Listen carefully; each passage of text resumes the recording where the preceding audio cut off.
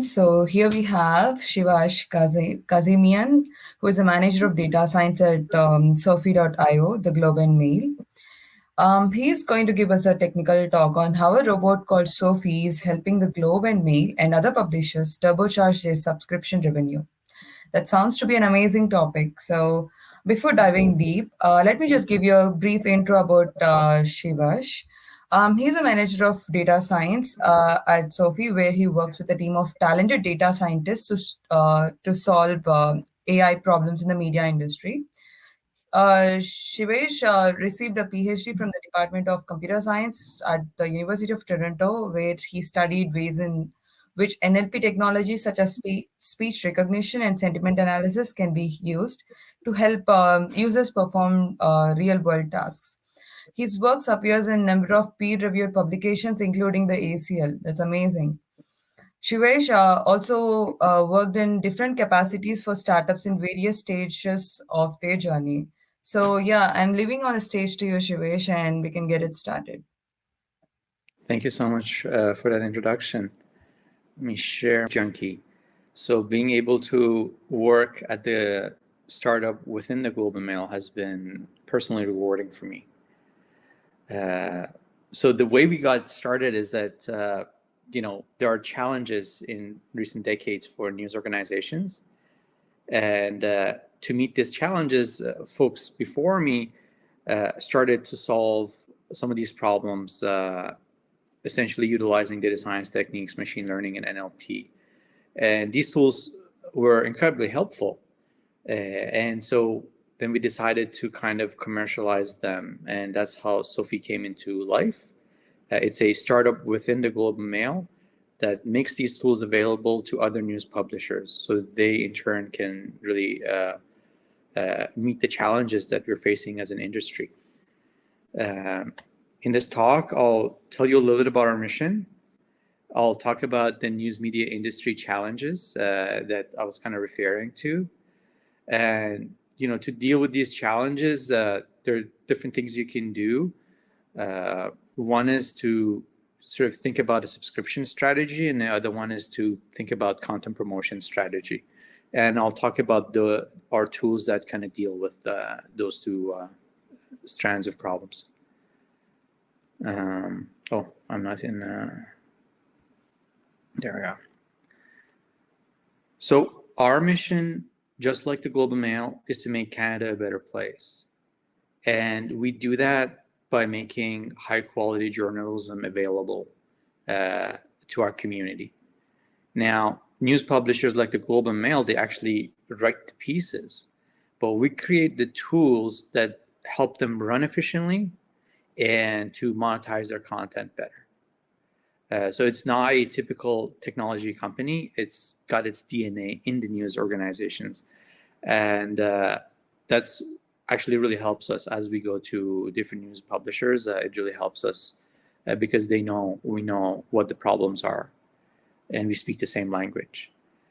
And we think in the current scenario where, an ever more complicated world is heading our way with challenges that are very serious and some local, but a lot of them global, we feel like this mission is more important than ever. And so if you're interested in this mission, please come and talk to us.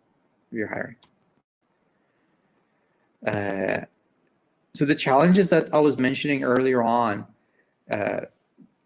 really it started off when we had to migrate from print to digital. In the print world, there was some stability. People, always read the newspaper to get the news. And that meant there isn't quite as much variability in how we deliver our content. It also meant some predictability in our business models.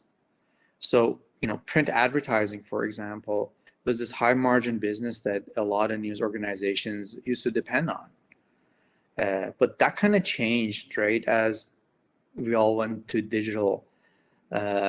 Digital ad revenues are not really as predictable as print ad revenues.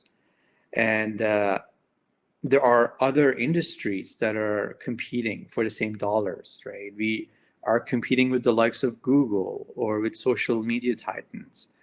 for that same bucket of money. And although that still is something that brings revenue to folks, it's not the only way. So starting a few years back, some news publishers really started that they needed something else. The likes of New York Times, for example. They started focusing on subscriptions. At the Globe and Mail, we also started focusing on subscriptions. And at the time, it wasn't a popular idea, and it didn't seem like it could work. However, those early adopters now have bigger pools of subscribers that keep them stable financially. To create high quality journalism, you need funding.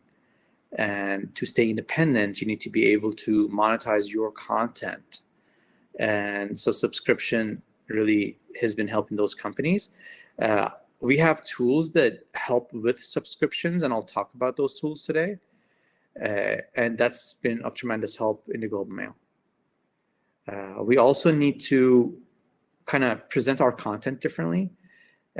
What goes on a news website is really important. I mean, that's the next thing after print, but that's not the only way you get your news out. There are all these social media outlets, the likes of Google News and Apple News, and these are all things that you need to kind of interact with. And we have tools, again, that utilize machine learning to help with these tasks as well. And so our approach has been really at the heart of our tools are ML and NLP models, but they're not the only thing. They need to be moderated. We allow human operators to override the decisions that are made by the machines, and also to define business rules that guide how these models make decisions about paywalls or about what to promote. And so this has been the winning formula for us, and this is what our clients and our partners seem to like to work with. And we've seen success with this formula. Thankfully, we've been recognized by international news media associations with awards, as well vendors that kind of sell software to the media outlets like WordPress or Naviga. They've partnered with us. And last but not least, we are seeing other news publishers come and subscribe to our services and utilize our tools as they further themselves in their subscription journey and other journeys that they have to operate efficiently in this day and age. So subscriptions are interesting. One really important tool if you want to get subscriptions are paywalls. And as I mentioned, paywalls are not very popular. For those of you who hasn't encountered a paywall, I just have a little example here from the Globe and Mail. You go to the web page, or maybe you're on Facebook and you click on an article and you hope to read the article, but instead you see the title and maybe the subheadline, maybe a paragraph or two. In this example, you're not seeing that, and a little box that asks you for your money. We need that money. That money will be paid to journalists who created that story. And so this is what a paywall is. And there are different strategies. One is metered.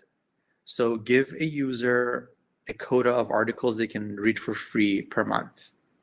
And on the next article, show them a paywall. This is, very simple strategy. There's no machine learning involved. It has worked. This was the first strategy that a lot of people who were very successful tried, and it actually did help them create, big pools of subscribers. But it's not optimal.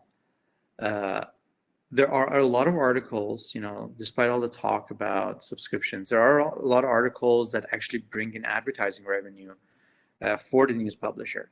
And if they had the choice, they would rather that article be free and shown to anyone who would like to read it. But in a situation where somebody has exhausted their quota, both the news publisher suffers because they can't get the ad revenue, and the reader suffers because they had an information need that they cannot satisfy, even though the news publisher, by all intents and purposes, wanted to help them with that.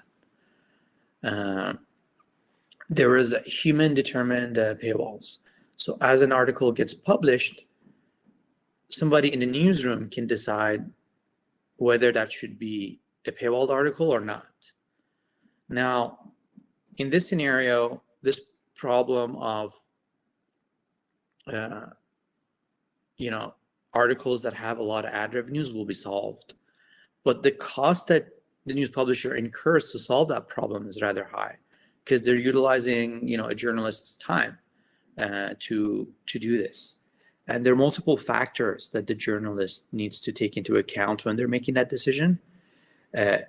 And for each of those factors, for example, ad revenue, potential for subscription, the mission of the newsroom, you may not have all the data at the time that you need to make decisions. So either you'll have to wait a little bit, or you have to make a decision without having perfect information or available information. And so this becomes very challenging for the human operator. It usually kind of subjects them to decision fatigue and information overload and the sorts. So that's also not an ideal strategy. A better strategy is to essentially deploy machine learning.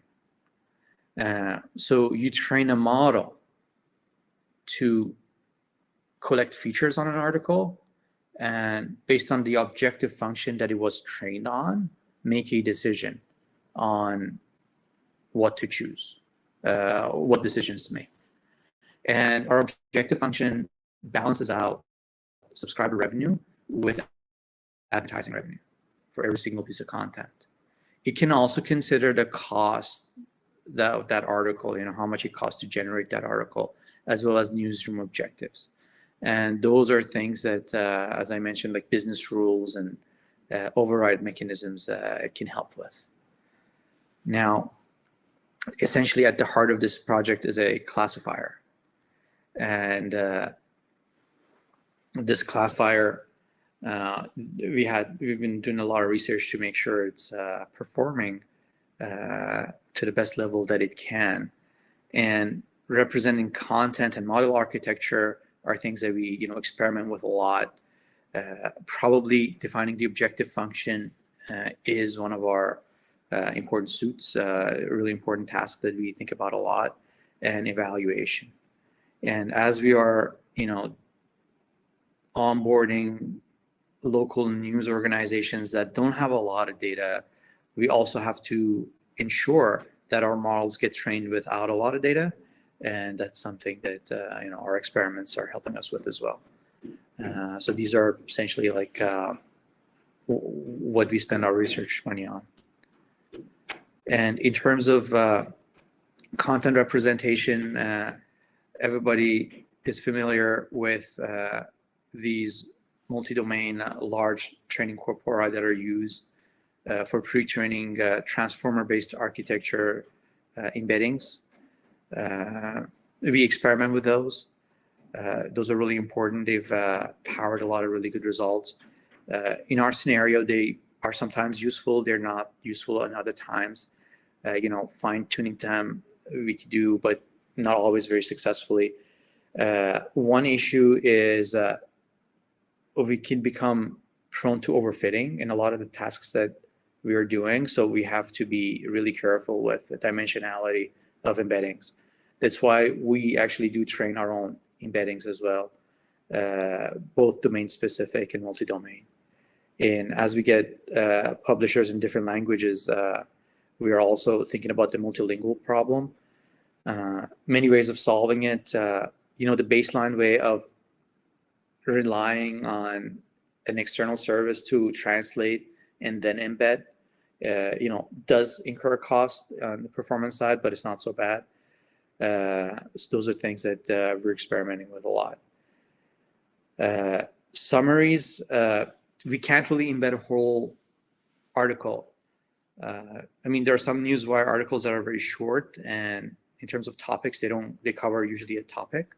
But our articles and the articles of a lot of our clients actually cover many topics. So how do you summarize? So there is a summarization step that goes before embedding for us, and that's something that we have to tweak a lot. In our experience, deep learning models work really well. That's what we're using. As I mentioned, we've experimented with transformer architectures, but like older stuff like CNNs and RNNs, they work really well for different use cases, as well as simpler architectures. But it's been a success story with us, just utilizing neural nets. And sampling from our training data is also really important as we kind of try to perform well without overfitting.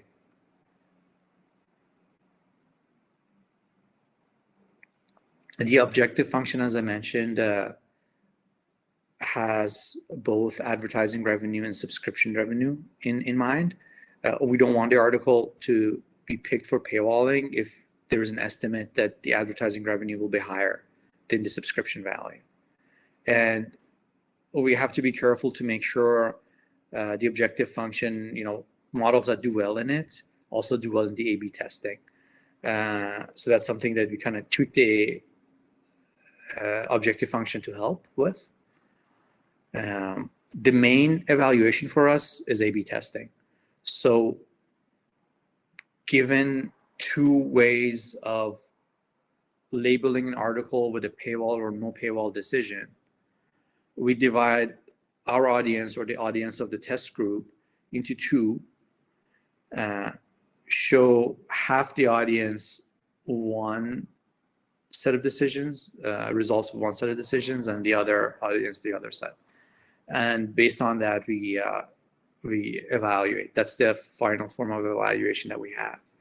And sometimes one labeling, for example, the experiments that we've got running right now, one set of labels are generated by Sophi, the other set of labels are actually generated by newsrooms.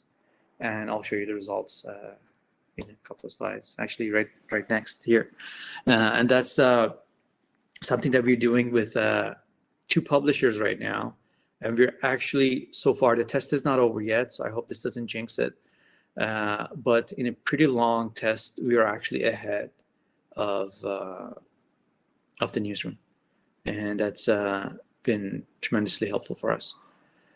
So, yeah, there are a lot of problems that, can be solved in the real world with machine learning. And this seems to be one of it. I don't want to be too optimistic, but let's see what happens. Now, that was a static paywall or a content-based paywall. We also have a dynamic paywall. And dynamic paywall doesn't do the aggregation to the article level that the content paywall has to do, right? So an article could be a tremendously good article to catch a subscription from one reader, even though it's not generally a good one for other readers. So how do we kind of not do that aggregation? Because if we don't do that aggregation, we actually can let people read a lot more, even read a lot more content that would have been paywalled, and only ask them to subscribe when their propensity to subscribe is highest, right? So that's the problem that the dynamic paywall is trying to solve. So reader A, for example, that the problem of reader A is solved by the content propensity model. If a reader wants to continuously read articles that we are okay with them reading, that's fine. But what if we have a situation with reader C, right? Like, we can show them two articles that would have been paywalled for the majority if we see that their propensity to subscribe is increasing, and then ask them to subscribe only at a third article, which would give us a higher probability of success. So that's really important. We also care about registration. So like, there is a big difference between your anonymous audience, which is actually much greater in size than your registered audience size. if we could get people to register and share with us their contact information, we could do a better job of representing the benefits of being a subscriber. And usually we're able to convert them a lot easier if we are able to get them to register first than if they were anonymous. So if they wanted to read a whole bunch of articles and maybe a few that would have been paywalled, and that would increase their registration propensity, then we're okay for doing it. And that could actually help us in the long run. And as you might imagine, the models here, sequential models like RNNs are great for this. Those are things that we experiment with along with RL models, which we've used, and it performs even better. So that's some of the work here. And you can already see that this model would improve user engagement over the content propensity. And as you can see, that is the case. 22% better engagement for our audience that we looked at, while also increasing our subscriptions and just making a huge impact on our registration pool. So that's been tremendously helpful. And we're going to start A/B testing this product as well with a third-party news producer. So we're really excited about those results. These are Global Mail results that I'm sharing here. Now, in addition to what I shared about subscription, you can also utilize machine learning tools, to figure out what article to promote where, or how to represent articles on your web page. So I'll talk about how to represent articles on our web page first. So I'll call our Sophi automation product. Based on how an article is doing, you can change their location. This task was actually done by humans in the Global Mail in the newsroom, and it was taking them a long time. So they were really happy when we had a product that could do that for a good period of time. But one important problem there is that you need to know the worth of an article right when it's published as an initial guess. And then utilize that in an optimization function that tries to figure out, given all the articles that have been there for a while and all these new articles, how do I shuffle everything around so that my page is as engaging as possible? And I want to do that every 10 minutes. So that's the site automation problem. And then we have an interesting product, that print laydown. It takes about 2 hours to place all the articles in a small newspaper that's going to be printed. But you can utilize optimization and ML techniques to do that. And that's a product that we have that's doing really well, called Print Laydown, and it could do it in seconds. But back to Sophi automation, as I mentioned, like each article is associated, get a score or a proxy score, and then that gets used in an optimization function, and everything gets shuffled around. We make really nice UIs available for this product. So essentially, if I wanted to just show the layout, it figures out there are all these slots on different pages, and it figures out what article to put where. And 99% of the Global Mail is now automated with this product. And we've had 17% increase in click-through rates from the homepage, and as well 10% increase in subscriptions that were generated from people who came to our website. Now, having seen that, oh wow, we can actually have different versions of our homepage shown to different users. For anonymous users, we want to get them to subscribe or register. For subscribed users, we want to keep them engaged and stop them from churning. Churning means when the user doesn't want to be with you anymore. So given that we're like, by tweaking the scores for different users, we know who the user is, we could switch this what we present to them to achieve our longer term objective functions. And this is something that we're experimenting with right now with promising results, actually. So that's our site automation product. And the print laydown, it takes the 2-hour work of a few people and does it in 10 seconds. It's a system that utilizes a bit of machine learning, but mostly it's optimization and hard business rules like the old days of expert systems. So, for different problems, we're using technology for different eras of the machine learning journey, and that generally seems to work. And the last product that I'll talk about and leave some time for questions is Sophi Social.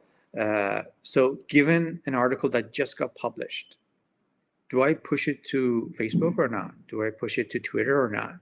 This is a decision that's being made a lot of times by humans, but could we train a classifier that could help them so that they can, maybe define business rules around what needs to be so that they don't have to make rapid decisions that just cost them too much time. This is something that they really wanted us to do, and we actually managed to do this. A/B testing this is a little harder, so we're experimenting with different ways of evaluating it.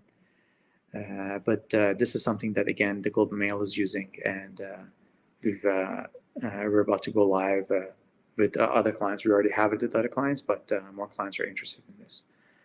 So these are some of the things I want to talk about.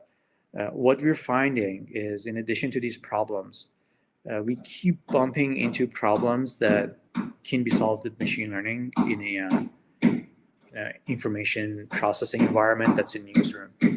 And we're encouraged because we feel like we'll be able to really move the needle for the newsrooms and help them run more efficiently so that they can focus their resources on investigating what's happening in this world, really important topics that need to be covered. And what we find is that we just always need more resources to cover these stories. And this is the case with all the other publishers as well. It's not just us. And so to allow these folks to go work on the stories and have confidence that the back office tasks are done correctly by the machines has been great. So I'll stop here. And they always try to build at the worst times. If it's that really annoying, I'm gonna go on mute and only unmute when I'm talking. We can't take the whole document. It's not even a good idea to take the whole document, even if the transformer allowed it. So we do it on summaries. Summaries can be paragraphs. They could also be paragraphs and like entities.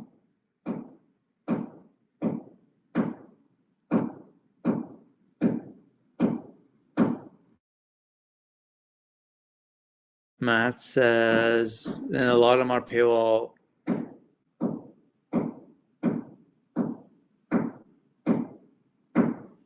Yeah,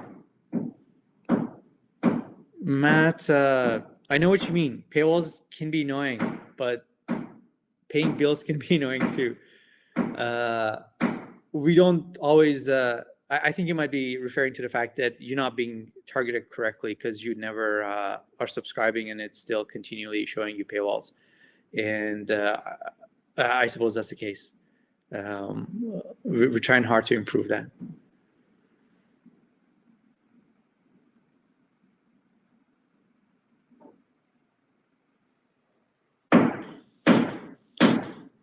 Hey, Chris, really nice talking to you. Chris and I went to the same grad school, people. Chris, in terms of the actions that we care about, funny enough, one action is if they've been seen a paywall, for example, or what they've read on our webpage. We are pretty much focused on these actions. We don't collect sensitive information on our users at all. So it's pretty much what we've seen them do. in the time series that we use.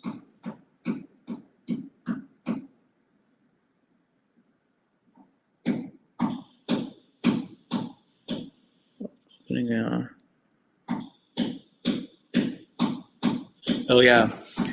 In terms, like one really important problem that I'm seeing right now is the data collection. So as Matthew mentions, like we have to look.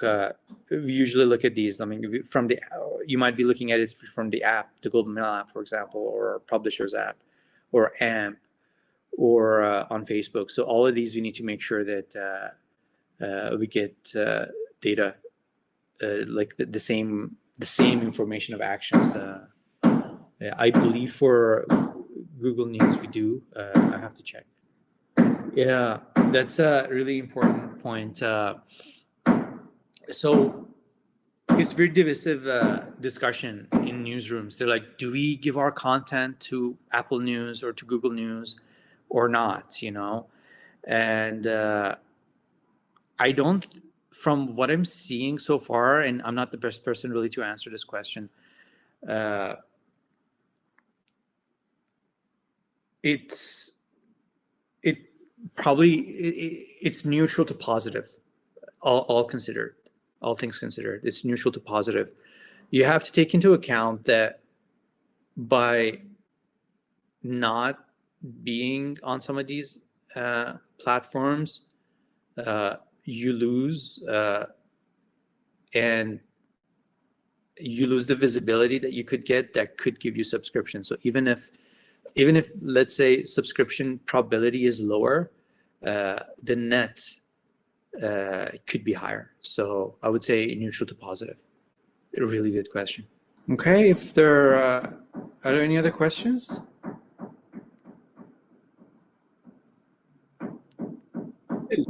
Hi, David. How's it going? Good, thank you. Thank you so much for the talk. I really appreciate it. My pleasure. Sorry about the construction noise. Okay, it happens. I just wanted to thank you. Is there anything else you wanted to add, or is there any way that folks can keep in contact with you if they have any other questions? Yeah, email. Please feel free to send me email. Will do. No, that's great. And yeah, thank you so much, folks, for joining. Siavash, thank you so much. It was really interesting. I was kind of bouncing in and out, so I will have to review and go back and catch the full talk. But fascinating 100%. Stuff from what I did catch, and thank you so much. I really appreciate it. And thank you all for the wonderful questions. Yeah, thanks everyone for your questions and for your thoughtful questions. Really enjoyed this session. Yeah, and for the folks joining here on the sessions tab on the left, the way it works is a couple minutes, I think it's 5 minutes before the talks, you'll see the sessions populate. That's just because we have, 40 or 50, so we don't want to overwhelm you with a lot of the session tabs. So just so you know, if you don't see any, you will see those about 5 minutes before the session starts. But yeah, with that being said, Siavash, thank you so much. I hope you made some good connections here going forward. And for the folks that have tuned in, I hope you enjoyed. Keep up the great work. And I look forward to catching up with this whole video once I had a chance. I'll be watching it with a lot of interest. Amazing. Thank you, guys. Thanks, everyone. Okay. Take care. Bye.